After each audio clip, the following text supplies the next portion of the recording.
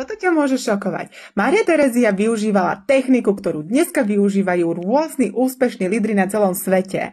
A môžeš ju využívať aj ty. Chceš vedieť, ako robila veľké rozhodnutia? Mária Terezia čelila obrovským výzvam.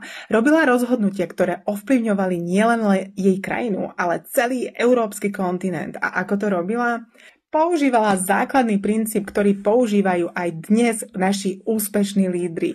A čo to je? Je to zmena perspektívy. Je to technika v NLP, ktorá ti pomôže sa pozrieť na problém z iného uhla pohľadu. A ja ti dneska prezradím, ako. Dnes ti ukážem, ako ty vieš túto techniku využiť pre svoje vlastné rozhodnutie. A urobíme to takto. Začni s tým, že si predstavíš, že urobíš rozhodnutie, ktoré by si mala spraviť. Zamysli sa nad tým, ako by ti poradil tvoj mentor, alebo úplne iný cudzí človek, alebo tvoj najbližší priateľ. Pozri sa na ten problém z rôznych perspektív. Zapíš si všetky body, ktoré ti poradili a uvidíš, aká perspektíva sa ti otvorí. Páčil sa ti tento príbeh o Márie Terezie? Daj mi do komentára, ako sa ti páčil, aby som vedela, či moje videá ti dávajú zmysel.